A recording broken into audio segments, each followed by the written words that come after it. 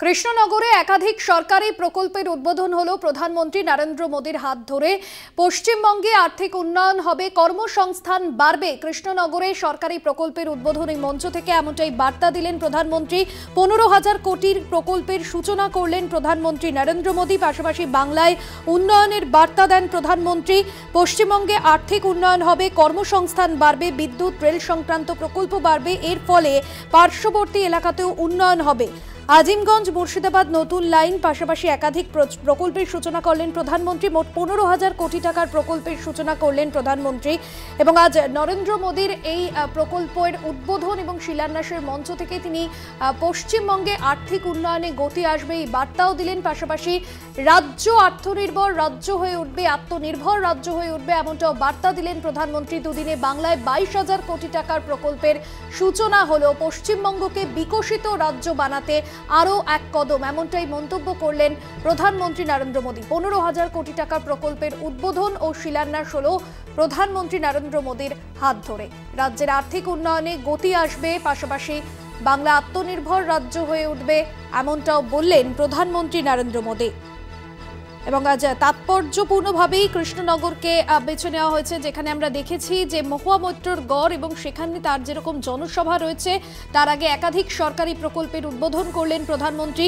15,000 কোটি টাকার সরকারি প্রকল্পের উদ্বোধন করলেন। গতকাল আরামবাগ থেকেও তিনি একাধিক প্রকল্পের উদ্বোধন করেছিলেন এবং গত দুদিনে প্রায় 22,000 কোটি টাকার প্রকল্পের উদ্বোধন করলেন প্রধানমন্ত্রী এবং 22,000 কোটি টাকা প্রকল্পের সূচনা হলো প্রধানমন্ত্রীর হাত ধরে। পশ্চিমবঙ্গকে বিকশিত রাজ্য বানাতে আরও এক কদম। পাশাপাশি এই আজকের যে সরকারি প্রকল্পের উদ্বোধনী মঞ্চ থেকে পশ্চিমবঙ্গের উন্নয়নের বার্তা দিলেন প্রধানমন্ত্রী।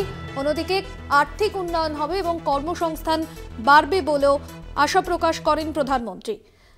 প্রধানমন্ত্রী জানান, এই সমস্ত প্রকল্প থেকেই পশ্চিমবঙ্গে আর্থিক উন্নয়ন হবে, কর্মসংস্থান বাড়বে, বিদ্যুৎ রেল সংক্রান্ত প্রকল্প যেরকম রয়েছে, পাশাপাশি পার্শ্ববর্তী এলাকাতেও উন্নয়ন হবে।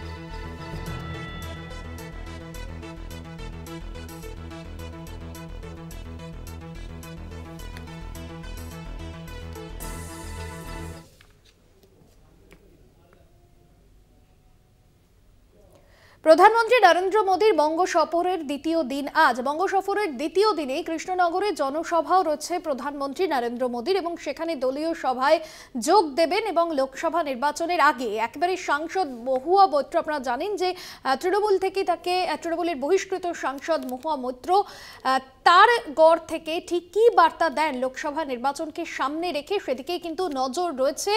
এবং ইতিমধ্যে শেষ মুহূর্তের প্রস্তুতি যেরকম শুরু হয়ে গিয়েছে, এই মুহূর্তে আপনাদের নিয়ে যাব একেবারে কৃষ্ণনগরে, যেখানে জনসভা করবেন প্রধানমন্ত্রী নরেন্দ্র মোদী। গতকাল আরামবাগে তিনি জনসভা করেছেন এবং বেশ কিছুক্ষণ আগে কৃষ্ণনগর থেকে বেশ কয়েকটি প্রকল্পের উদ্বোধন করলেন। গত দুদিনে 22,000 কোটি টাকার প্রকল্পের উদ্বোধন করলেন। এই মুহূর্তে আপনাদের যে ছবি দেখাচ্ছি, দলীয় একটি সভায় যোগ দেবেন, বিজেপির দলীয় সভায় যোগ দেবেন প্রধানমন্ত্রী নরেন্দ্র মোদী। এবং সেই সভা ঘিরে কিন্তু ইতিমধ্যে শেষ মুহূর্তর প্রস্তুতি দেখছেন। সেই ছবি, বিজয় সংকল্প সভা, বিজেপি কর্মী সমর্থকরা রয়েছেন সেখানে। কৃষ্ণনগর গভর্নমেন্ট কলেজের মাঠে এই সভা হবে। তাৎপর্যপূর্ণভাবে কৃষ্ণনগরকে বেছে নেওয়া হয়েছে এবং তৃণমূলে বহিষ্কৃত যে সাংসদ মহুয়া মৈত্র, তৃণমূলের বহিষ্কৃত সাংসদ, তার গড়েই কিন্তু আজ প্রধানমন্ত্রীর সভা অত্যন্ত গুরুত্বপূর্ণ। লোকসভা নির্বাচনের আগে কৃষ্ণনগরকে তাৎপর্যপূর্ণভাবেই বেছে নেওয়া হয়েছে বলে মনে করছে রাজনৈতিক মহল। নদিয়ায় সাংগঠনিক জেলা অত্যন্ত গুরুত্বপূর্ণ বিজেপির কাছে।